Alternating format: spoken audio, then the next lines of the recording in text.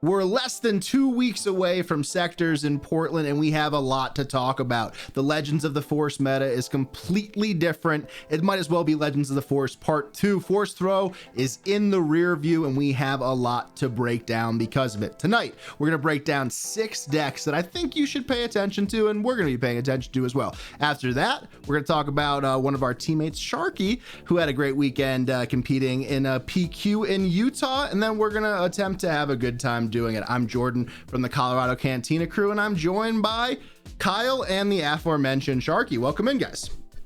Hey, how's it going? Howdy. Yeah. Good to be back. Yeah, back again. A lot to talk about. It is fun to be reinvigorated by the topics that we could all discuss. You know, it's not just Kiati this and Force Throw that. We will have some Kiati to talk about, but in different forms and fashions. So obviously, since the event got scheduled for the YouTube event, that is for the unscheduled meta discussion, we all kind of knew this Force Throw conversation was happening at least a little bit. So we've been spinning our tires trying to figure out what decks to play with the team, with us. Sharkey is going to Portland, Kyle and I are going to Philly, so we don't really necessarily have to worry about it as much, but we're all having fun and testing new things out. It does feel a little bit like the leak season when we're talking about what was happening pre-Vegas and pre-Galactics, but we're back in the lab and we're trying to figure stuff out. So we each brought 2 decks that we think have some promise. None of these are finished products. We've been grinding, trying to make different changes and implementations of different strategies. Earlier today, I was really down on one deck. I played a few games and it changes. That's the kind of situation that we're in, because time is very sensitive with like 10 days out, 14 days out, whenever you're listening to the podcast, right? So before we dive in, any notes? Yeah, the decks that we're talking about today, at least from my perspective, are decks that were wholly out of the meta and ones that we think could come into the meta. We're not necessarily going to get into decks that might survive the change. I'm thinking like Han1 Blue. I think it's still a deck. It might survive. I'm not going to talk about Han1 Blue today. I'm going to talk about some decks that have popped up in interest to me that were not necessarily top of the meta before that I think would be rising, or I'm interested in giving a go. Yep, and we also have a cat embargo, right? Yeah, right. Yeah, I'm gonna split the difference. It's one that is a rehash of a deck I've already run in a PQ, and one new deck for me. Yeah, and the deck that I ran at the PQ is not Cad Bane. And I will say there is one deck that we won't be talking about tonight that's basically on at least Kyle and I's mind. Sharkey probably doesn't mind the deck, but Kyle and I tend to have a little bit more of a similar play style than Sharkey, but that's Han1 Green. We won't be talking about that tonight, but it is top of mind. We kind of are in the spot where we're like, that's a good deck, you know, and we're trying to experiment and have some good fun. So, all right, Kyle, we're going to kick it off with you, and we're going to be talking about a Han1 variant that's probably the third most popular or the fourth most popular. So let's kick it off with Han1 Red. Yeah, so I think this deck is probably a little bit less popular to your points, but it is gas. This deck does a lot of damage real fast.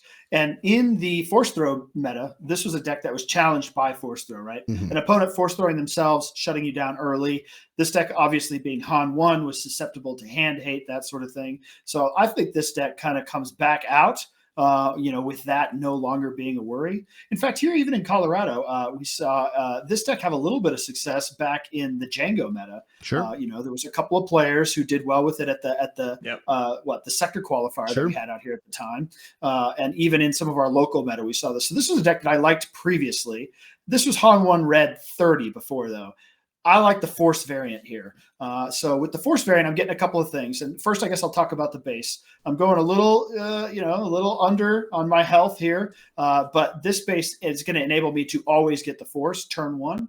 With Han, I'm going to be able to play it. Something that's going to smack for 3, right, is the idea. So I'm going to get on with the Force right away. And it allows me to at least start in space if I want to and still be able to get the Force, right? Whereas, if in a true Force deck, I'm going to be going to the ground with Force units or with the regular of bases. So, this deck is just gas. You're going to hit them hard. You're going to hit them fast. You're going to really, really aggressively use your Han ability. And that's part of where the force helps us here too. Kiadi is just my reload, right? So I'm either going to be coming from the row with Smuggle, or I'm going to be reloading with Kiadi, but I'm going to try to hit you hard and fast, hopefully from space to start if I can. And then, when you're talking about Han, sometimes you're racing to 7. In this deck, it's the big mace, right? I'm gonna, if I can hit that 7, I'm gonna hit one of your units, hopefully kill it. Maybe even be a sentinel, ready up, and then hit you again. So I'm really trying to close out hard and fast. But this deck's pretty all in on the aggressive strategy, right? Even with the 4 cause I believe in, I'm really trying to hit you hard, get the damage done, try to finish you off by probably 6-7 resources at the worst, right? Because I'm not going to be playing the long game. Yeah. I mean, red, yellow right now definitely is the reach color, right? Like we have Cassian, we have Daring Raid, we have Blaster from the row, we have Surprise Strike, we have Vernestra, right? We have 4 cause, we have things that ping damage to base like Quinlan. And to your point with the base selection, you could start with a Falcon, you could start in different directions and do it. I mean, one of the weaknesses, even pre-force though, to Han1 in general was card advantage. Outside of the fact that you want to play aggro, were you drawn to this based on some of the card draw that's inherent in these colors? Yeah, right. Kiadi's still one of the best cards that came out of this set, and he's a reload in this deck. But, also being able to take advantage of Smuggle to just keep going if I need to. Some of the craziest stuff you do with this deck is like turn 1, Falcon, hit him for 3, keep the Falcon out into turn 2. You've got the Force, Vernestra, which is your ground Falcon. So, hit you for 6 more. Hopefully the next turn you're buffing it up. So, I mean, if you can't handle a very early aggression strategy, this deck could just kill you like immediately, right? So it is a lot of fun. This is the deck you're going to sleeve up. I'm going to take it to probably some store showdowns since I don't have PQs here left, and have short games, right? I'm going to be done one way or another 15 minutes into the round, right? And so, after that, I can hang out with my friends and have some fun. But I think this deck, if you're not prepared for it, or if you don't know what's coming, it'll just kill you fast. And then this is one of those decks, though, that I find as people kind of learn what's going on, figure it out, figure out what they need to, kind of be afraid of, you can learn how to play better against it, right? Sure. Playing better against it still with so many threats that it can throw out. It's really fun to watch this thing hum. It's like, okay, well, at least I get another shot at it right away. So speaking of that, Sharkey, like, what do you do against Chert in this deck? Right? Like, what do you do against like those kind of more grindy stalling tactics on the ground? Hell, what do you do against a Village Protector here? Yeah, I mean, I think you swerve and go space for the most part. Fair. I mean, this thing has the tools to do it. The other option, like if you really don't draw the right things, you start surprise striking Chert and hope they don't have the force in time. Like you want to overload their ability to deflect the damage to the point where you're just so far ahead that it's like, all right, they may have stopped all my stuff, but here's 4 cause and we finished it. Mm-hmm. Yeah, I agree with that. I mean, go space is probably the answer. I mean, we're playing Falcon, we're playing Clown Car Falcon, we're playing multiple ships, so we could definitely just go space if we need to. Yeah. But I think the sideboard, as I'm showing this deck, is probably a work in progress. I did mention that I don't want to go long. It's just, when you're playing Han1, you're like, well, I have to have tech in there somewhere. It seems crazy. I probably don't need tech in the sideboard. Maybe that's an extra waylay. Maybe when it does come down to Chert, right? Handy there. Yeah. Well, you could be more aggressive with waylay with Han1 too, because I can waylay and use my hero ability to try to do a second thing. Mm-hmm. So like if you spend 4 resources to cheer it, I spend 3 to waylay, I use Han ability. That leaves me with 2 to try to either push more damage, drop a 2-drop, but like waylay plus grow and then hit your base, right? So, I think you have options. So you mentioned the work in progress aspect, like I mentioned as we got into this. What are some cards that are like on the periphery here? Yeah, so a couple of the ones that I'm not super sure about is the tech in the sideboard. Mm-hmm. Probably the Bamboozle, because if I'm playing against another space deck, I'm trying to race them. I might just go another waylay there. Those could, both be waylays. Big Mace. Big Mace doesn't hit base. Sorry, when I say Big Mace, I didn't mean the 5. I guess I have multiple maces in here. The Force Mace. The Force Mace does.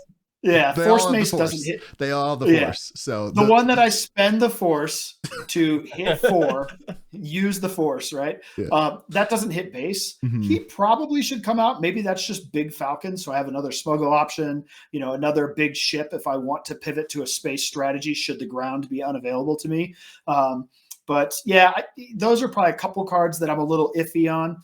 Originally this deck did have Force Throw in it and totally didn't need it. I just turned those straight into Daring Raids. So I would think that Mace and Tech, maybe some of the sideboard strategy, trying to get more Waylay in there is probably what I'm thinking at the moment. Tell me about the Pilot Falcon. That's one that stands out as being kind of interesting to me. You are only running one pilot overall. Yeah, so he's a pump and he's action cheating, right? So in an aggressive strategy, even on turn 2, let's say turn 1 I go ship, turn 2 I go pilot Han, pump, hit. It only costs 2 for him to pilot. I could even aggressively throw down a resource, play another 2-drop, expand the board from there. But he's kind of like Fleet Lieutenant plus, he's kind of like Fleet Lieutenant, I guess. I wouldn't say plus, but he's just a built-in pump action cheat, right? Yeah, that makes sense to me. The HP, the 25 HP is a little bit worrisome, especially as we potentially get some Data Vault style decks back to 33 HP can be a lot. But like we mentioned, there is a lot of reach here, whether it's from the row, from hand, with units that automatically ready. So really fun deck. I don't know how like elite it's going to be. Like, where would you rank it if you had to predict at the end of, sectors and stuff like that? And we'll be talking about another Han deck coming up here shortly. So spoiler alert there. But would you say this is like the third strongest Han, the strongest Han, the second strongest Han for Han? I think it's contending for the second strongest Han. I think the question needs to be answered: which Han is the best Han? Sure. I think it's a contender, though. I think it's it's right there, maybe tied for second. I think the first is probably green, although blue might be surprising. We shall see. And, but I think all three of them are pretty close. So that's a nice little segue, because the deck that I want to talk about first is Han1 Blue. I kind of just have been approaching this, and this my second deck as well. What decks can I play Anakin in, right? What decks can I turn Anakin on? What can I have game into multiple things? And I've ended up here. I've been testing a bunch of different iterations, even just like this afternoon, we were talking about Frozen and Carbonite to turn Anakin on and kind of help with some of the pilot or sabered up issues. This deck's really fun, especially when you get a power early and you're able to go a 3-drop, destroy a power, sets you off from a really easier path than otherwise. You have what probably is the best version of the 5, 6, 7 with Han1 with being able to drop Luke.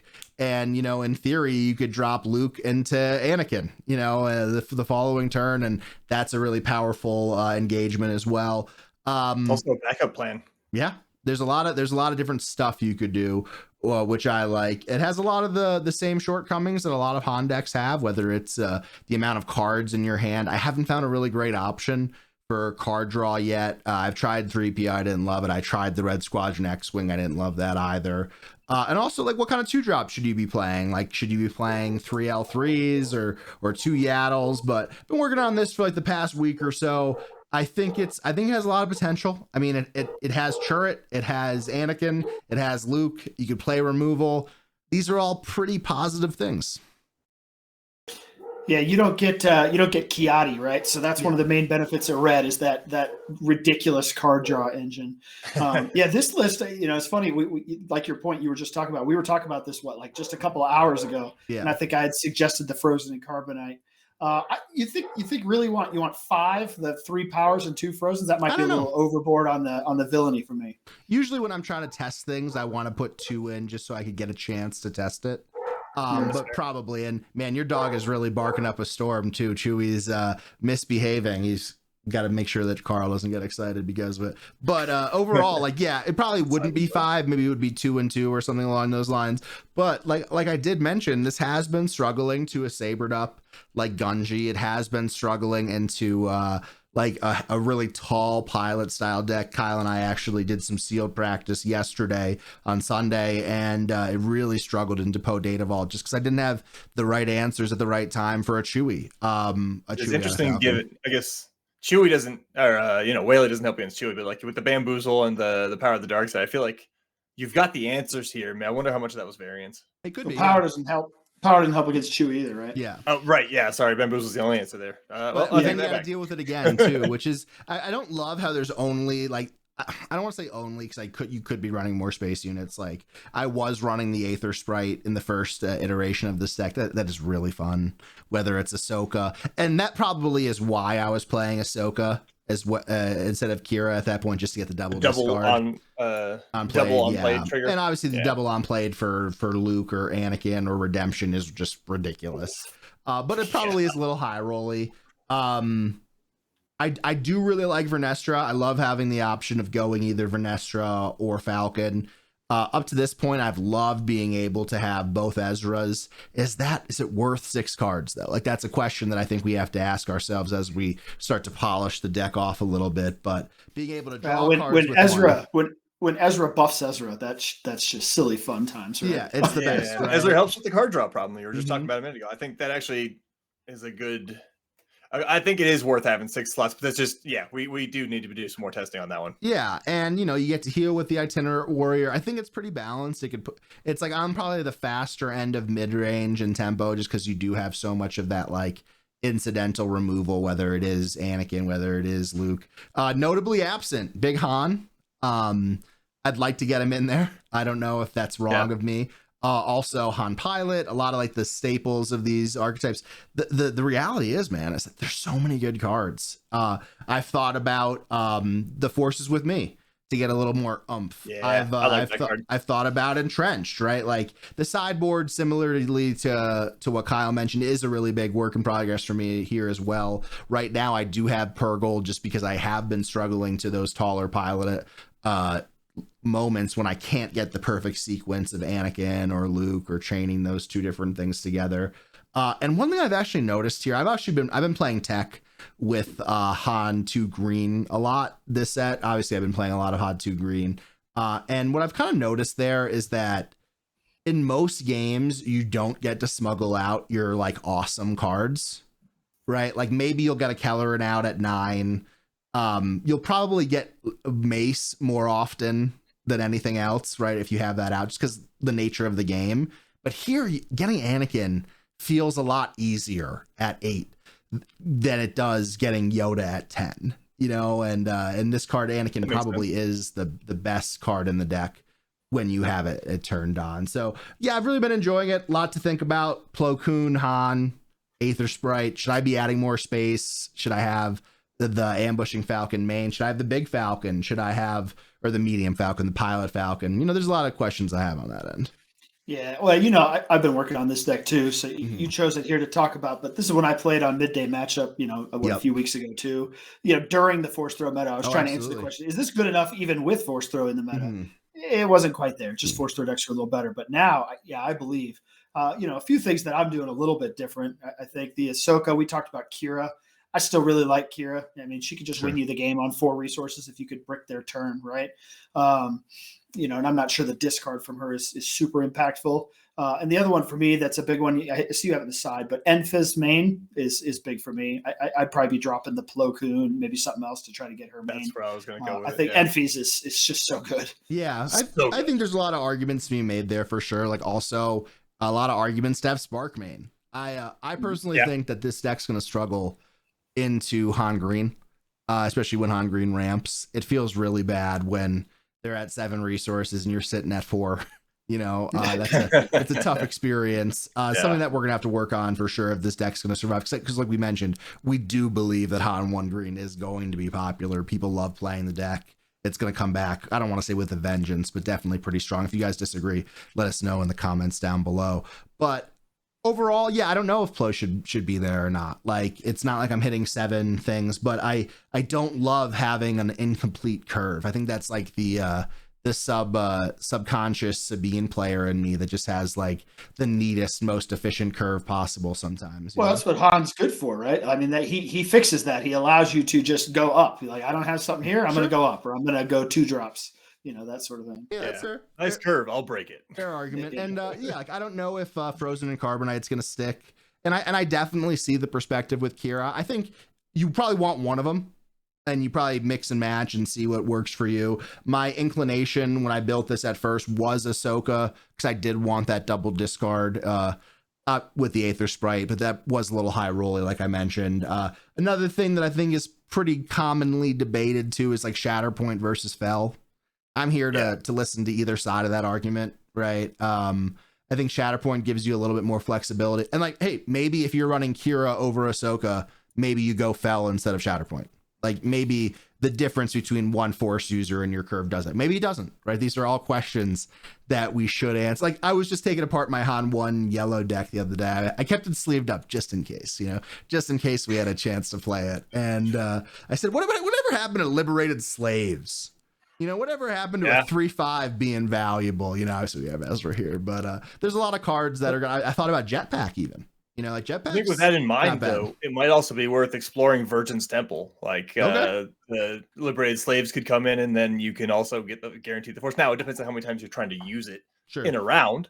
And I don't see too many activations here in terms of like I don't see anything reusing it outside of possibly. It would mostly be Churret and Vernestra being able to do those things, but that's to your point, it possibly could be like a low frequency. It might be worth testing though. Sure. So. Like I said, lots of tests here. I've also seen some lists floating around that aren't running Waylay. I personally like Waylay. I've also thought about Will of the Force just to get a little extra discard, but probably isn't as needed here. But yeah, things to test for me. If I want Spark main, if I want Emphas main, if I want Big Han in there at all. A lot of questions, some answers. It is really strong. It is really fun. It could grind with just about anything. When you're getting those Anakins and those Lukes flowing, it becomes really hard to deal with. So excited to work on this a little bit more. And you know what? I really enjoyed in set 3, there was a player, I forget who it was, but he won a PQ with a Han Blue deck. Sharkey, we played this a little at my house one time when we were first getting the stream set up together. But it was like a Republic synergy that I really thought was like fun. It wasn't like top tier, but it was fun. And now I'm excited to be able to play it. But a lot of stuff to be working on here. Kyle and I will keep plugging away. We got some other people on the team interested in it as well. Okay, let's go to another popular deck that Sharky's going to talk about. I know Kyle is also interested in that one as well. And that's Obi Yellow, the Force. Yeah. I'm a big fan of this one. So something that is an interesting thing to point out, all 3 of the first 3 decks that we just talked about are decks that include Vernestra Row. And I feel like in a meta now where we're not locked into Red Force, we're all trying to explore. It looks like, at least on the hero side, Yellow seems to be the leading candidate for a lot of things, particularly because she is a very good unit. Sure.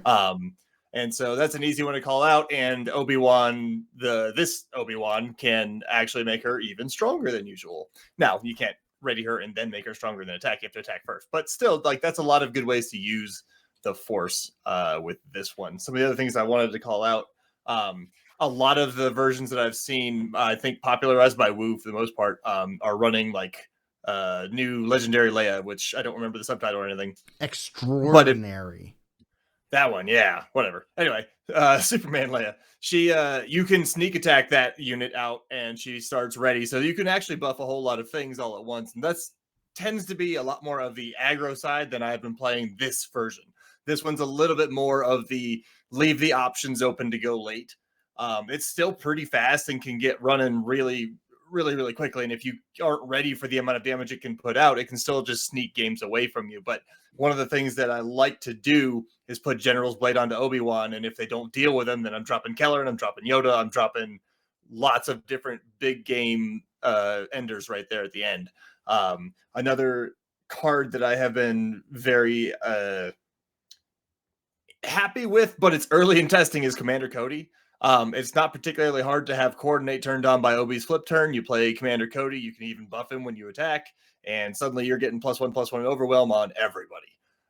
Sometimes you just need to run right over the Sentinels that they put in your way. Sure. And I know that at least some of the other versions of this that we've run, there's some people going a little bit lower. So if anybody has any things that they're seeing works for them that isn't working here, let me know what you got. Yeah, the Cody's interesting. That feels like just kind of a safer version of the whole Leia thing. The version that I've been playing has been way more aggressive. And I've been doing like the bounty hunter's quarry to keep the pressure on early, pulling stuff out of the deck. And then I was trying the Leia thing. The Leia thing, when it happens, is super fun and you win the game probably, but it just doesn't happen enough. And even then, if they have an answer, they just shut it down, right? Like, there's been a couple of games where I'm like, all right, sneak attack Leia, and they're like, cool, fell. And I'm like, oh, there we go. Well, isn't just, I mean, obviously we're talking about ridiculous low frequency events that are pretty risky by nature, but isn't sneak attack, Keller, and hope you draw Maz just the better play there? I like it better myself, which is why I don't have Leia in this one. Well, it's later. Yeah, sure. It's the better play for 2 more resources. It better fair, be, right? Like, fair. That makes going to sense. happen much later in the game. Yeah, that makes sense to me. Better. Yeah. So yeah, obviously Cody is the spiciest card in this list. Another one that's probably not on everyone's mind is the Consular. Is that one that you've been enjoying a lot in this build? I know, generally speaking, I'm pro Consular and Kyle is anti Consular, but tell us your state currently on the Consular. I like Consular a whole heck of a lot better in a kit deck. It's fine here. I don't like it as turn 1. It's honestly my least favorite turn 1 play. It is more of a resource 3, resource 4 kind of play when you've had a chance to establish a board, get the force, and then bring out the threat of, hey, maybe I'm playing something big early. It just adds to the consistency with General's Blade. So if you have General's Blade and Consular, you have multiple options to get things out early on top of the sneak attacks. And so it's more of a consistency, redundancy kind of thing, not necessarily a build around game plan. It could easily, you could take out the 2 Consulars here and replace them with Anakin Pilot and L3, and I don't think the deck functions that much differently. Fair. Yeah, I hate this card in this deck.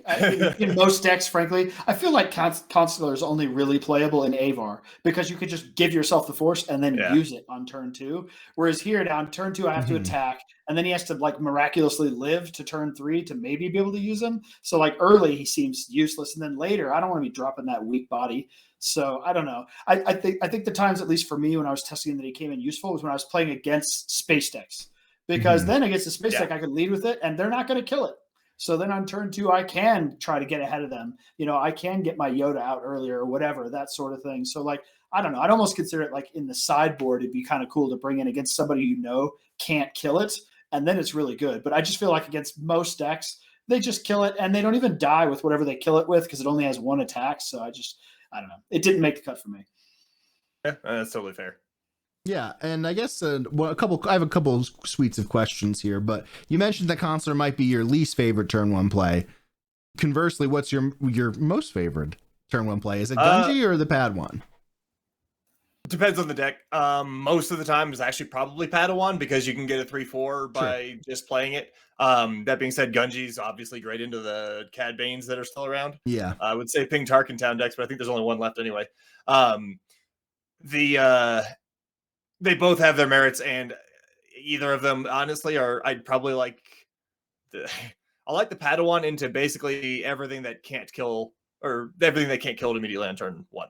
So one thing, I don't know if you tried this enough, but one of my favorite turn 1 plays when I was running Bounty Hunter's Quarry is little Anakin, 1/1 Anakin, Bounty Hunter's Quarry on their unit. Right. And then turn 2, hopefully you have the gun in the row and you gun up Anakin, trade into their unit, collect the quarry, get the force, get Vernestra. So now I didn't lose Anakin. I pull Vernestra and I hit him with Vernestra, right? Like that's just disgusting. So just to be clear, we outlined like I think it's like a 4-card combo out of your first 8 cards that you draw. That's really not that crazy. It's awesome. It's a 2-card. We're only talking a couple because with the quarry, I gave Vernestra as the example. That is a great combo though. Well, you could pull the Falcon. You could pull. It doesn't have to be Vernestra. It does the same thing with other combos. Totally. I think I like Maz better. Oh, no, I guess not because you have to pay 3. But yeah, Maz better from that one because then you get yet another unit on the board. Yeah, there you go. But it's the same Maz into Anakin kill something. Yeah. So the point is with that combo, you have multiple outs to get it. I just gave one example. You can get it multiple ways. Yeah, so that's probably going to go in for. I need to do some more testing. One of the sideboard cards here is Ahsoka, and I don't know how much I like Ahsoka, but I know that into longer grindier matches, into like some of the blue-green villain tall decks, that having Ahsoka there to just continuously reduce their hand size can be effective. I don't know how effective it is. I haven't actually had a chance to test it that much, but that's the theory behind that one. But that slot could easily become BHQ and move that into the main and move something else to the side. But yeah, that was one of the big ones. That, and I want to look at Trust Your Instincts is a very good shoot first type thing for a force deck because +2 is going to catch some people off guard while you get to eliminate a unit while retaining tempo on your side. Or it's just another pump to go to base.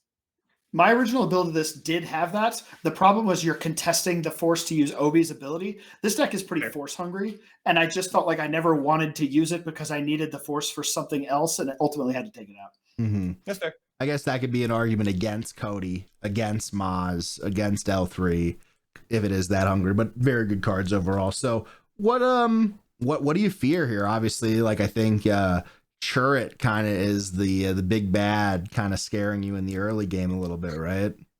I mean, everybody saw Kyle get his butt kicked by his wife the other night. So with context on our YouTube channel on a live stream, Kyle is okay. Obi and the cheer was bad news, right? It was Obi and the cheer. So if you drop sentinels like that in a row, it's tough to recover. Though I think this one has a little bit more options than typical. I like the General's Blade into it. I like the gun. I like Waylay. Those are all good options. And they can help keep the momentum going. Maz can also show up. There's enough pumps here to help take care of a lot of the sentinels. Chirrut in particular is a tough one. Yeah. That is something that is dangerous for this one. And then this one is built specifically to try to take some of the momentum back when you lose it, specifically using Kelleran or finding ways to get Kelleran out and do more stuff. However, whether you increase your percentage from 25 to 30, is it really that much better? I need more data with that still. But sometimes if it's like a really good control deck that keeps you from getting any kind of momentum, I can imagine like a Han1 Yellow deck at the moment. Like you see that legacy run go down and you're like, oh God. Yeah. All my everything's just dead. Everything's dead. Everything's just dead. Or Palp Yellow even, right? Mm-hmm. Like, okay, cool. Well, hopefully I have you dead by the time Resource 5 rolls around. You can see there's not a lot of space in this deck too. So obviously a space aggro deck, potentially problematic because it's just going to turn into a race. And if they're running like a Data Vault type style space deck, you're going to lose the race. So what I thought about this with it before, but I thought about the sideboard outmaneuver. Like you see Vader decks outmaneuver the ground, but here I can outmaneuver space, right? Like from the ground. So I think that might be a way to just win the race. Sometimes one outmaneuver is like, oh, I win. Yeah. I like that play. That's a good call. I've been able to race so far in the times that I've played, but like it's not exactly like you win by a lot when you are running that race. Sure. It's an action or two different. And I think outmaneuver is probably a safer way to make sure that you get there. Yeah. So open this up to the floor since you guys are both working on it. I haven't been playing this as much. What is some of the stuff on the periphery? What are some cards that you're thinking about going in here? Are you going to consider the layout? Are there any like rounds of testing that you're interested in coming up here soon? I am shocked by how little I like the Leia play. I'm normally a big fan of the janky stuff like that, and that one I just can't get behind it. It feels like it's not enough for what you get, even when it's cool. You pull it off once. I will not be trying Leia out anymore. Same page. I think I tried it enough for you.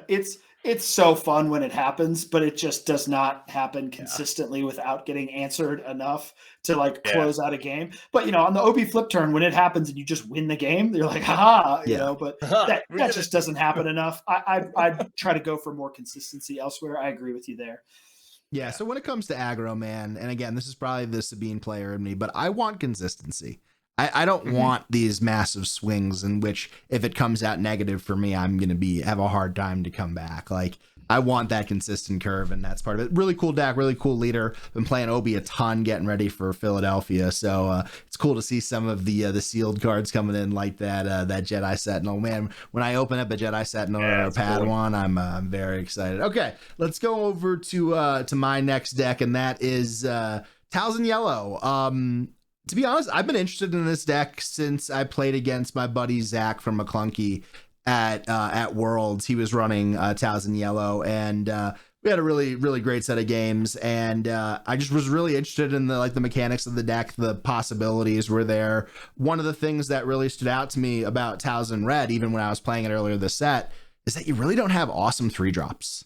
You really don't have that great of options. That like GI is good, it's not great. Here I think you really get the best early curve in terms of you get like Secretive Sage or Karis, Shin Hati, then Churret, Talzin's Assassin, or Tyrannus, which I really enjoy. Been playing a lot. It's funny that you mentioned outmaneuver. I have one outmaneuver main here, and that's to exhaust space, because similarly to my Han Blue deck that we were just talking about, this deck has been struggling against some of the space aggro build. So working on that to try to turn it up. Again, coming from the perspective of how could I play Anakin? And this deck is not as good as turning on Anakin as Han1 Blue. Probably no deck is as good as that. Maybe Palpatine, Flippy Palpatine, right? Kylo. Yeah.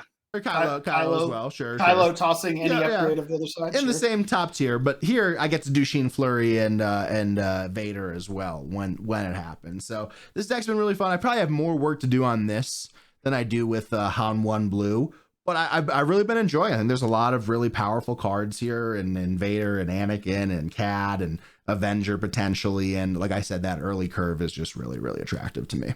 Talzin Yellow is an interesting one. I've played against a couple of them, and they don't seem to be coherent enough for me to get a picture of it. Is this one trying to be press the advantage early, or are you trying to play more of a mid-game, go late kind of thing? I'm trying to go a little faster than most decks. It's not an aggro deck, but I don't want to go as late as some of like the Data Vault builds and stuff like that. But my hope is that these strong units that you're playing early in the game help you translate to the end game when you are dropping Anakins, you are dropping Vaders, and by then you're kind of maybe it's a little more tempo in that nature, I suppose. That's fair. Yeah, I just, in my mind, when I was envisioning Talzin Yellow, I was thinking way more aggressive. Like I see things in here like entrenched and, trying to get Anakin turned on and stuff. Definitely is a little more mid-range to late game than I was envisioning when I built it. And with a deck like this, I wonder you're not going to outrace aggro, and are you going to get over the topped by longer decks? Like it's possible. Yeah. The way that I look at it is that you are pushing pretty early. Entrenched was a new ad for me because it was struggling into space so much. Same with Outmaneuver, same with Purgle. I did have Lurking Tie in before. I didn't have Onyx Squadron in before. But to me, I was just getting really, really beat up in space without the ability to do early force throw, early force lightning. Those things are really, really nice, especially when you're comparing it just to Talzin Red, obviously. But for instance, what aggro pieces would you thinking about include in here? Would it be like Aura Sing or something like that, or what were you thinking? Maybe Force Crafty, regular Crafty. I was thinking a lot more like a shield-oriented pump deck, right? So, because you can run the Force Crafty, you can run the regular Crafty, you can run Shin Hati, right? So you can go shielded unit into shielded unit, pump, and then, kind of go from there. Yeah. At least that was my initial thought process with this deck. Yeah, so I mean, there are some pumps. Obviously, I have the guns. I guess maybe Surprise Strike could fit in there. I do have Force Crafty, Secretive Sage, into Shin Hati. I didn't really consider just the Crafty Smuggler, to be honest, because I do want to get on the Force pretty early and pretty often. I think Karis is good. I think Night Sister, I was kind of like, Kumse Kumsa on. The Onyx Brute I like just because it was in space and it helped me heal a little bit. I felt like I needed a turn 1 space unit. I wish it had 3 power to be able to trade into some things a little cleaner. But again, if you are on the Force, you have Talzin's thing going on. I don't know. I think that if you're playing a Sheen Vader deck, you probably can't be too aggro unless maybe that's your absolute top end. But yeah, I mean, outside of the early stuff, is there anything that you see that you think that would make it lean a little bit more aggro? You mean that you want to like other cards I would add? Yeah, like for instance, like you would say that you would take out Entrench, maybe you would swap that out for like a Surprise Strike or something? Yeah, I think I'd probably try to get the regular Crafties in for the Onyx because that one's not giving you the Force anyway. I'd probably be looking at taking out the Entrench. You're kind of half in on space anyway. Like I think that, 1 Purgle, the Onyx, that's not going to win you space. It might get you to fight there anymore. I'd probably just punt on it and then lean on the outmaneuver to potentially win the race if I was going to go aggro. Yeah. The other interesting part I saw is like, I watched you play this deck a few times and like, you try to ask yourself, what's the best new Vader deck? And Sheen Flurry sounds interesting, but just having ECL, having half the combo ready to go all the time it's amazing how big that difference is. Because I was joking around with you, you'd always have Sheen Flurry in your hand or no Vader. And or you'd have Vader and no Sheen Flurry. Yeah, we were on Discord and you hopped off and like 5 minutes later I got it. I sent a screenshot over. When you do have it, it is really big. That's recently I did go up to 3. I was running two Vaders and 2 Furies. I went up to 3 of both of them. I started I started out at 2 Furies and 3 Vaders, and then I was like, I never have these, and I just kept on switching it back and forth. But yeah, I mean, early results are pretty good outside of the space stuff. So it might be too cute, but like now there are 2 of them might be an interesting sideboard card, so you can try to get like Anakin or even just ambushing. What's his face? Tyrannus, a turn or 2 early. Just something to think about. Yeah, that 4 resource that, like, you know, between 3 and 5 are just so good in this deck. You know, and then obviously if you have Anakin as well, it's really good. I'm running Mystic Reflection and Bamboozle to turn Anakin on. Bamboozle, I could just discard a card or something, I was thinking. But yeah, some more work to do here than the Han Blue. It is really good. The space stuff, it's been struggling a little bit, like I mentioned. I'm not sure if my sideboard should be geared a little bit less towards space and a little bit more towards going late. I can't imagine this being a little bit of a struggle into some of the Data Vault decks as well. Need to see how that works, because, you know, the ambush does nothing there, right? Do I have enough pace early? Who knows? We'll see. But I am and the similar to, like, you know, the Kaz Blue Security Complex deck that I was playing. I'm just drawn to playing good units, right? Like, they're just very strong, overstated units with good abilities, and that's very interesting to me. Yeah, that's totally fair. Mm-hmm. All right, we got Sharkey up next here with Kit Green, and you did play this at a PQ a few weeks ago. Has it changed much since the Force throw ban? Not a ton. So the initial change, like, all I did was swap out all 3 Force throws for Neiman Strike, and that was actually good enough in a post Force throw kind of testing that I decided to keep going and see where it goes. And I am continuously surprised, and I probably shouldn't be at this point, that the deck still sticks around and is good enough for at least consideration. A lot of these tricks are things that Han 2 can also do, so I wouldn't be shocked if someone ran the Han 2 route, because I do think it is a little bit easier to set up in terms of understanding the play lines, because you just play big units early. But things in this one, the reasons that I have Kit, specifically Kit over Han, is because General's Blade is very, very good on Kit himself. So if you can find a way to get it so you can flip Kit, put the General's Blade on, you can go to town and quickly win a game by round 6. You can put it so far out of reach they can't stop you. The other thing that I like about Kit is that I really like his leader side.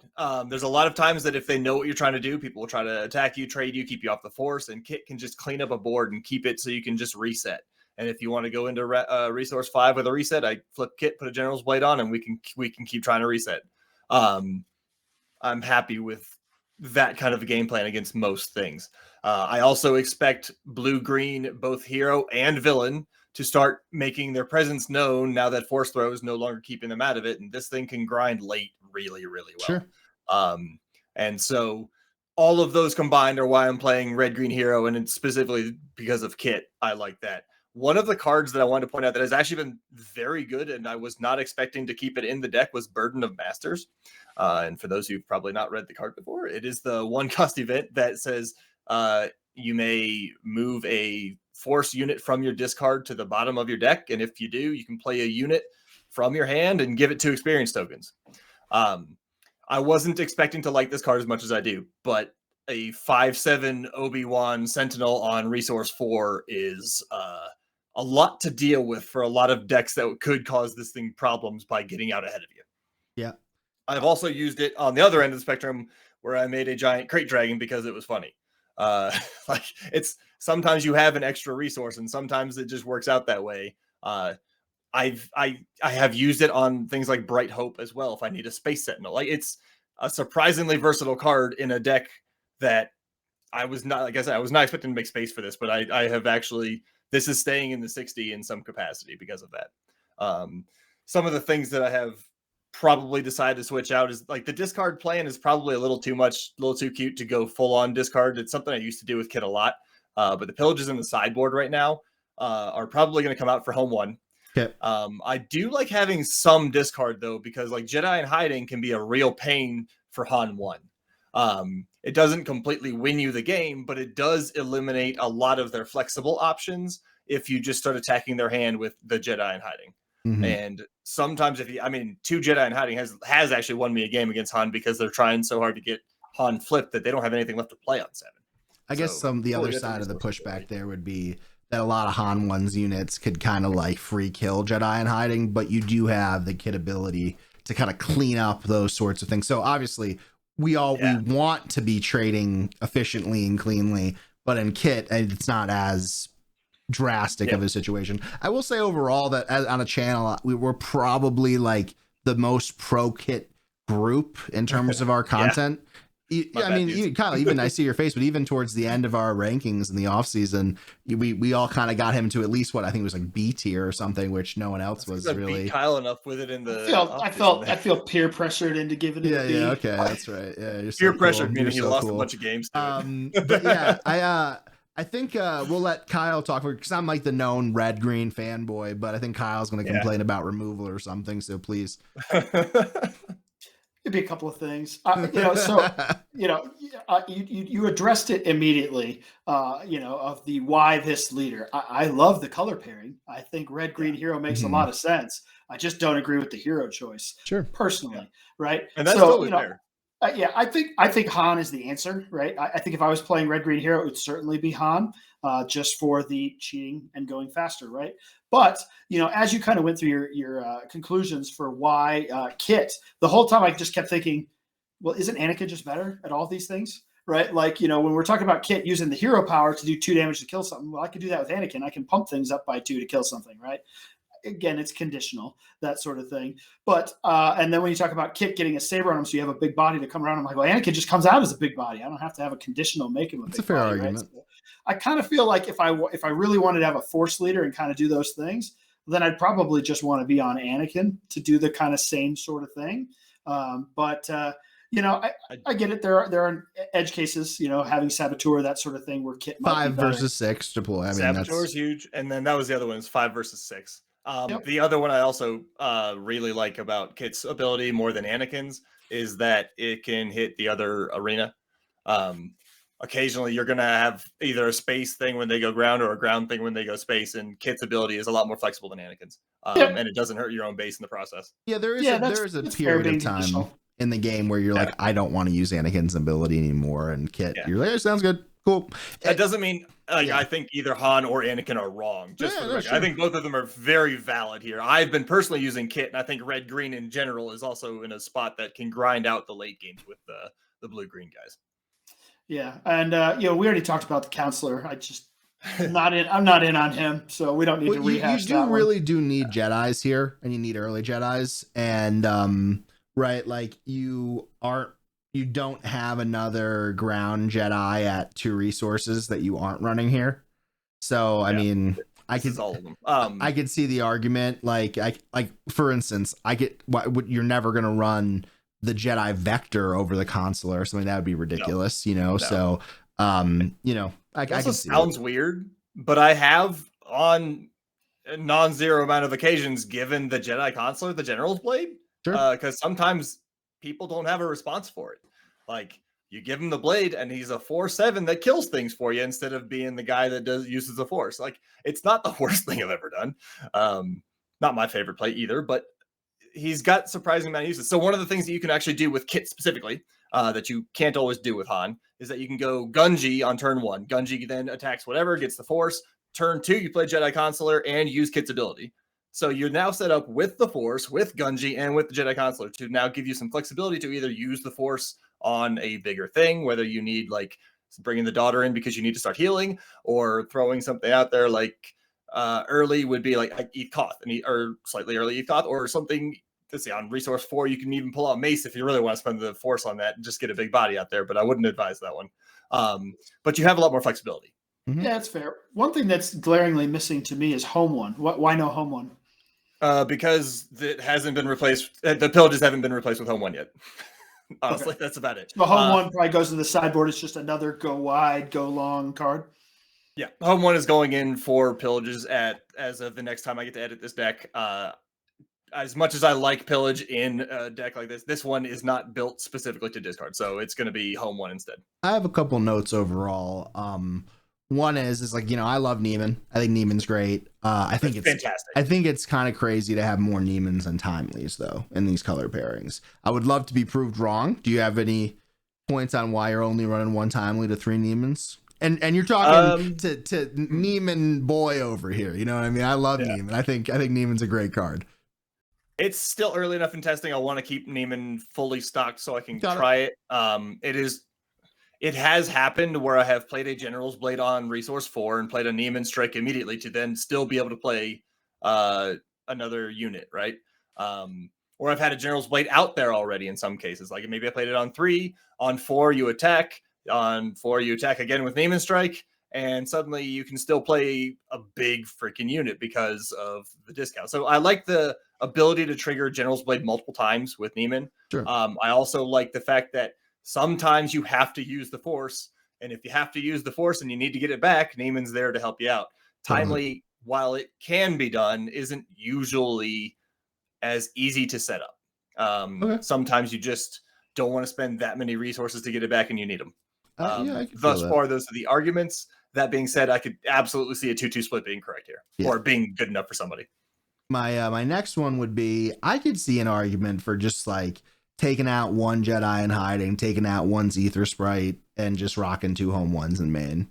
Right? Like, you totally could do that. You are a little bit more high rolly with these General Blades, with the double claims with Neiman and stuff like you mentioned. That's a little different than the Han 2 greens that we've been running through the season. I think that if you're doing that, you might as well put yourself in the position to capitalize on it with as many things as you can, like home one and stuff like that. But I think overall it's a solid deck. It's a fun pairing. We've talked about Kit enough at length. Burden of Masters is pretty spicy. I like seeing that. Any final notes before we head to the last notes? Because I have one question for you as we close up the segment here.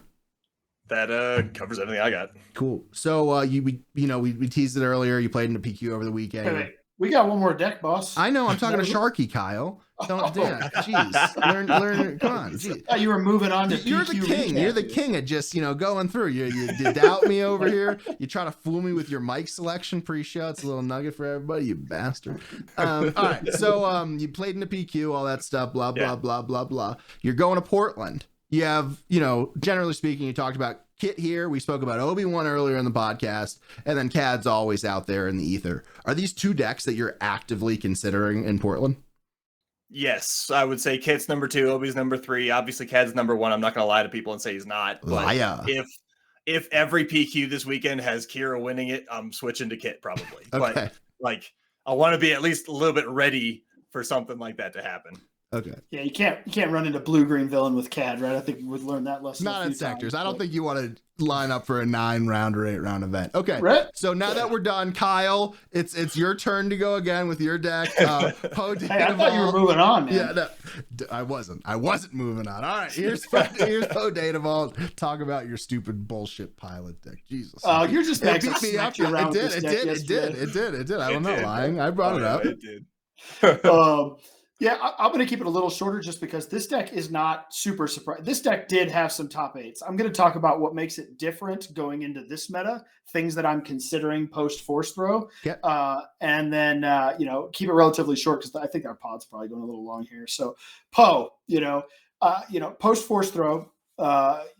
If you're going to go aggro, the main reason behind a Poe DV is I'm just starting with more health than you, and I'm going to just try to race you with more health than you have, right? But the challenge was, with Force Throw, at least when I was fighting it, say with Han Blue, I'm going to Force Throw myself and I'm going to kill your ships, right? Especially if you pile it up early. That's my answer to, say, Chewie on turn 2, right? Yeah. That answer doesn't exist anymore. And this deck is the I pilot Chewie, what are you going to do about it deck? And if you don't have the answer, you just lose. If I just go ship it to Chewie, it's good game, right? And so there are less answers out there without Force Throw. But I think there probably is going to be more space decks. We talked last week about maybe Vader coming back, right? Sure. Vader pilot. I think there's going to be other attempts at pilot or space-based aggro for exactly that reason. Force Throw myself, kill your ship is now gone. So it widens the lane here for these space-based attacks. So some of the changes I've been thinking about with this deck is, if that's going to be the case, how do I fight those decks, right? I've been looking at things like R2-D2 main, right? So if I can give an extra health to my ship, you can't trade into me, but I can trade into you. Yep. Right. We're looking at the one attack card that gives me 2 damage on attack. I can't read the name. Arm to the teeth. Nope. It's the one that does damage on attack. Stay on target. Stay on target, right? So I actually got this one from Paul. He was running in his Luke deck. So I adjusted the ships in this deck that have more on attack abilities, specifically like the Gray Squadron Y-Wing, some of these other ships. I'm running those. Oh, you're talking about hot shot maneuver. Okay. Yeah. Oh, okay.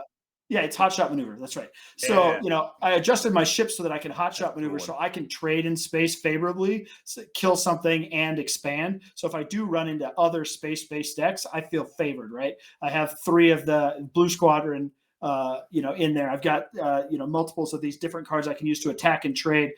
There's the bigger one there that does a damage for each ship that you have out there, all these sorts of things. So that not only am I going to go, I'm all in on space aggro here. And if you're in space too, I'm going to win the space battle. That's the plan, right? So this is the epitome of the bullshit pilot. This is what that is, right? Yeah. It reminds me of a question, like you brought up Paul. Why Poe over Luke is the only real question I can come up with on this one. Poe's faster, right? I'm trying to be super aggro here. I think with Luke, you're going to have to kind of battle a little bit longer. You're going to have to interact with the ground a little bit longer because you're just not as aggressive of a deck. Poe does crazy things, right? Like I've had multiple games where it's like, like on his flip turn, right? I've got Poe on a ship. I attack. I then BB-8, ready up the ship that he's on, attack again, but the second time with your heroic sacrifice, he goes to the ground, he deploys to the ground, he hits again. I could do all of this before Luke even flips, right? Yeah, so definitely way, way more aggressive here. Mm-hmm. So really what I'm trying to do is go to space, tell me if you can answer the Chewie question, be super aggressive, and kill you as fast as possible. And if I am going against another aggro deck, I'm Data Vault. I got more health than you, right? So I'm winning. Yeah. Yep. So the question that I will ask probably every time I see it, why no timely? So I don't have a lot of good timely targets. I do have Sabine's Masterpiece. Mm-hmm. A lot of my other little ships I'm trading back and forth. If I'm going to timely, I really want to timely in for a net positive trade where I'm not dying or for the kill. So I guess the good timely targets I potentially have in here are K2SO, Sabine's Masterpiece. I just didn't feel like I had enough good timely targets to want to do it. I feel like if I was going to start trying to do timelies in here, I'd probably add Wreckers as a finisher, but just not the strategy I've been on so far. Fair. I mean, I think you do have some pretty good pilots, though, or pretty good targets, rather, for timely, to be fair. I mean, Masterpiece is obviously a good one. It's the standard. That's the one that I was going to mention that Kyle didn't thank Sharkey, because that's a way that you could action cheat too, which especially when you're racing, that could how many I've won so many games as Sabine, especially going back to set 2. Sharky's probably shaking his head because he's been on the receiving end of it, but you timely that with initiative and then get the +2 bonus. Really cool there. Also, like, sneaky interesting to ambush in a Poe unit and then bring him to the sky, like trying to kill like a two power unit so he doesn't die. Also, obviously, I think there's some cool ones. Might be something you want to consider. But yeah, I mean, I love timely and these types of decks. I think it's just a question that you probably should ask yourself when you're in this color scheme, whether you think you are on it or not, right? Just like, does it fit? Do I have targets? Maybe, who knows? Yeah, and even one of the silly ones is running in the sideboard, the out of aspect outmaneuver. Yeah, that's for like your rays, right? If people start running a bunch of ray and I'm trying to race you and you've got all these restore units on the ground, they're not usually going to see an out of aspect outmaneuver coming that just taps everything down, puts me ahead in the race, turns off the restore, and hopefully that can be the finisher I need to win. Mm-hmm. My last little news and notes question here would be why Radis over Han1 or another ship of that nature? I don't think I'm going to keep Radis. I think that's a good point. I think Radis probably goes. That's probably at least another outmaneuver in the sideboard and something else. It's just one of those ones that I'll be honest. I saw Radis in other Poe decks and just wanted to give it a go. Sure. I haven't liked it. I was trying it with They Hate That Ship. It's not one of those BS combos that when it works is super cool, but it just, especially in a Data Vault deck where you're running all these extra cards, I never have them together at the right time. Sure. It just seems silly. Yeah. Strong deck. I like we mentioned, I got beat up by it yesterday with Han1 Blue. I didn't have the answer to the Chewie question, and then, like as Kyle mentioned, when you don't, you will lose. Chewie will pay. Yeah. So any final notes here on Poe? No, I don't think so. I think it is a good point though with the timelies. I might take a look at if I was going to put in timelies, I'd want to replace smuggle options. So maybe like an Armed to the Teeth and a Daring Raid come out, and then I figure out a way to get a couple of Wreckers in there. Honestly, Poe Pilot hasn't been super effective. I find I resource them a lot. So I could see myself taking out Armed to the Teeth, Daring Raid, Poe Pilots for 2 timelies, 2 Wreckers as a finisher. Yeah, I could see it too. So we'll put links to all this. And wow, Kyle, you're really off center there. Going to shift over nice and gently. We'll put all the links here in the description here on YouTube, and we'll be updating, and maybe we'll talk about in a future pod what decks get set to the sunset and otherwise. So in other news, we have a great performance from Sharkey over here. He went up to Utah, and he did what I like to say. He ate some lunch. He ate their lunch. A 4th place, top four in that general area, running CAD to Arkentown. Kyle's saying congratulations on the apple. Hopefully he doesn't freeze it. I've actually seen that animation freeze video, so be careful. No. Those were real balloons. I went to the store, bought, and released just to congratulate Sharkey on his points. So we saw Sharkey get that win. Really, not the win, the top 4. Really excited for you to get points on the board. I know you've been on the bubble quite a bit here in different PQs over the past year. So great, congrats for you. Great day for the team to go up to an event and get some points.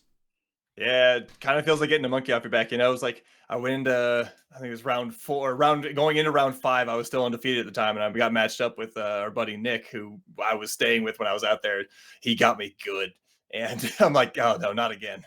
I was able to get the next round and get through to it. But, man, does it feel like it was a little weight lifting off your mental side there.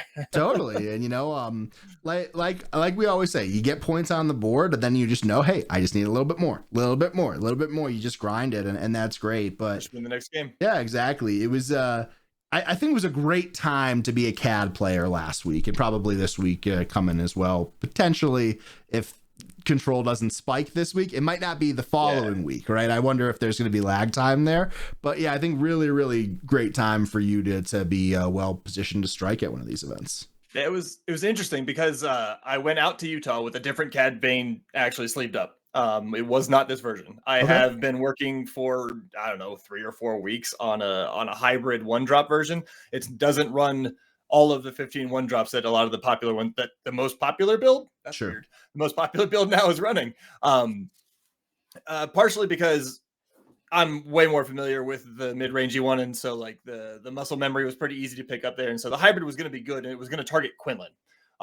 However, when I was, the night before, I'm staying playing a bunch of games with Nick, and he's like, yeah, there's not that many, Quinlans around, and you're likely to see more Talzin. And then I didn't feel that confident that the hybrid version at the very least would be that good at a Talzin, and we played like 15 games, and it was fine, but not where I wanted it to be. So I actually switched back to this version, which is was supposed to be my post force throw deck.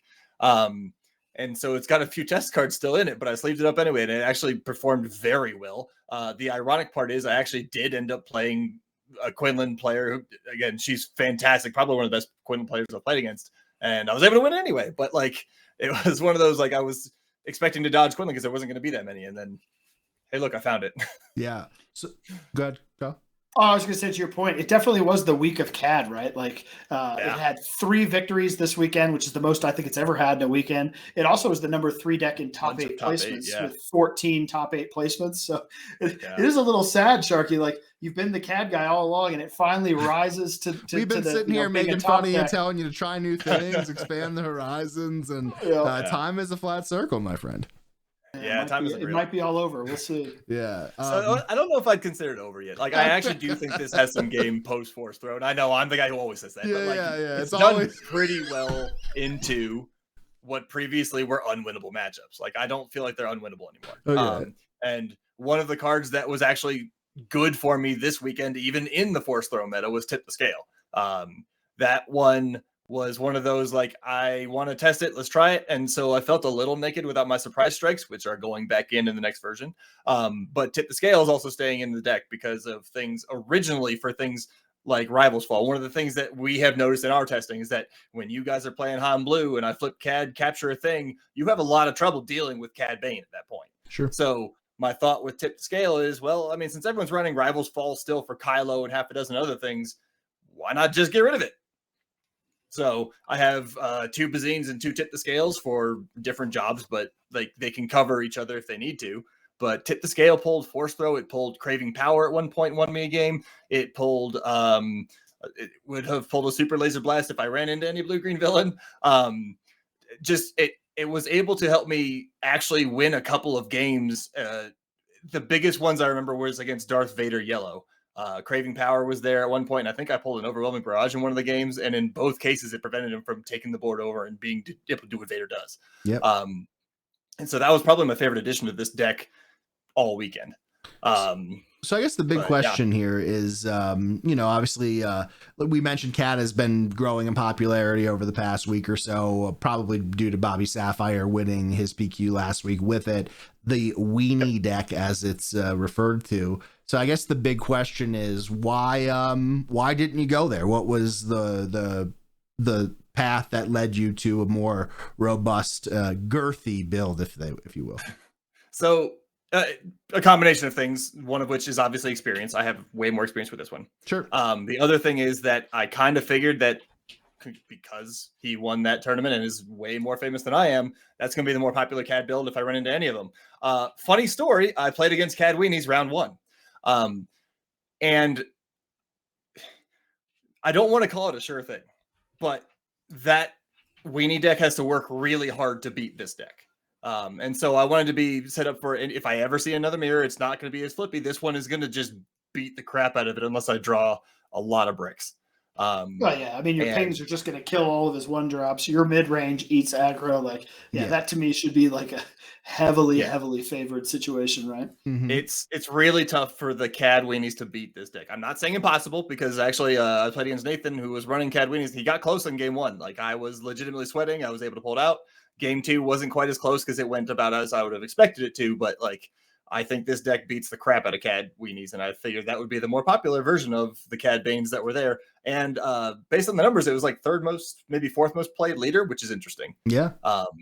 So up from that 5%, 5% floor and ceiling that you always talk about, right? Usually you get floor and ceiling at different areas, not so much here. But like we mentioned, a great run, really pumped for you to be bringing some points back. Anytime that Kyle, we had our PQ a couple weeks ago, that the one that I got top 8 and you were a little bit outside, but we had a couple friends from Utah come. That's not why I mentioned it. We had a couple friends from Utah come down and they didn't make the top 8. And then anytime we could send one of our guys up there and make the top 8, that seems like a pretty win-win scenario overall. Oh, yeah, right? we have to remind them of it too. Yeah, Also, love you guys. Utah guys are great. I love playing with that crowd out there. It's really great.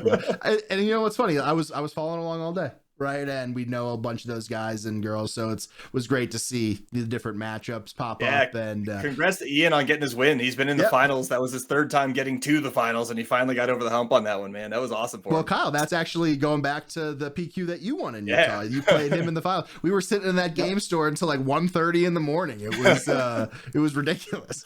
I sent him the congrats after. He didn't reverse order, right? He got second, and then first, and I won my first PQ, and then I've gotten 2 seconds since then. So I feel the 2nd place. It's sadness. Really strong player, like you mentioned. That Utah has a bunch of really strong players, and a really vibrant community, right? They get a lot of people showing up out there. They have multiple game stores running great events, great prizing, lots of people who play. It's surprisingly a very healthy environment, out there. And I think we've mentioned it before. You can find a reason to travel to it, do it. But just excellent judging too. The tournaments are run very, very smooth, very fairly, just good stuff. And the thing that I'll never get old anytime I'm in Salt Lake or anywhere around the Utah area is just like, we live in Denver. People are like, oh my God, the mountains are so nice. There, it's like they're right in your face. And you walk outside of a convenience store and there's like snow-capped mountains right in front of you. And you're like, whoa, my God, what's going on? So great stuff there. Really excited to see you do well. And then our friends up there as well. And now more points to be found, right? We have sectors coming up for all 3 of us. Kyle and I will be practicing a lot of limited and getting ready to go to have some fun, and hopefully we draw some good leaders. That's what it's going to really come down to. And then Sharkey will be keeping everybody up to date on what leader CAD he decides to play. But until we figure all that stuff out, like we're known to do here, Kyle, leave them with a nugget. What's going on? What should everybody be thinking about? What should they be worried about? What should they be playing, practicing, doing in their life? It could be, life related too, if you have any fatherly advice.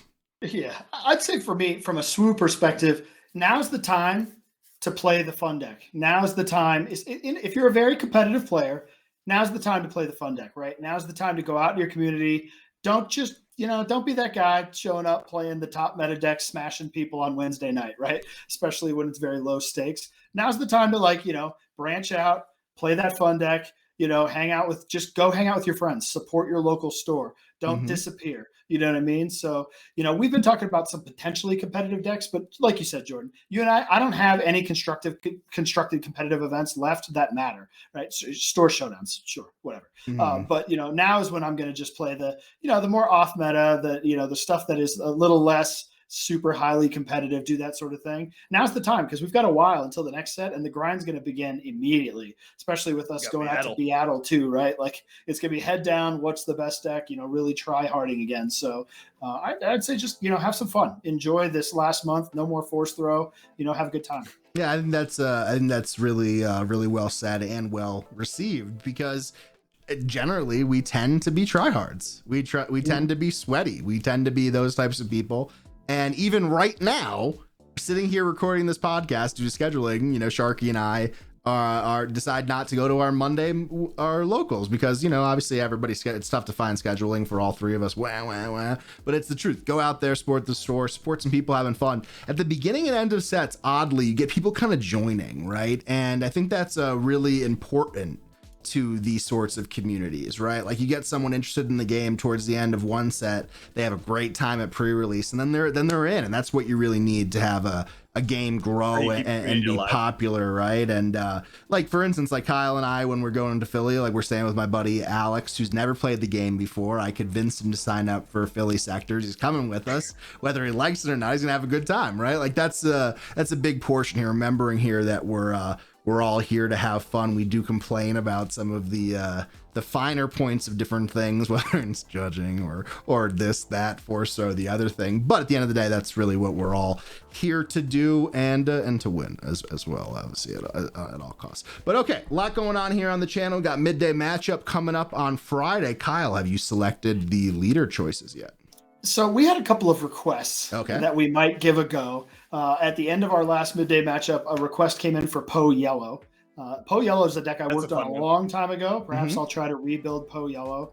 And I can't. Oh, and Talzin Yellow. And in fact, you brought up Talzin Yellow today, so perhaps I can sleeve that up. Yeah. So those were the two requests that we had. So maybe that's what we'll give a go. That'd be fun. Yeah. It's if you have any suggestions, what you want Kyle and the lovely Nerd Slayer to play, we're always open to different stuff going on here. A lot coming up in the future. These podcasts, some videos talking about the end of the set, getting ready for some spoilers coming up. A lot of good things in the general area of the horizon, and I'm excited to have you along with us for the rest of the way. Any news and notes as we get out of here? We've been here too long. Time to go chill, do other stuff. Okay, cool. For Sharkey and Kyle, I'm Jordan. Thanks for hanging out with us. Until next time, have a good one. Talk to you later.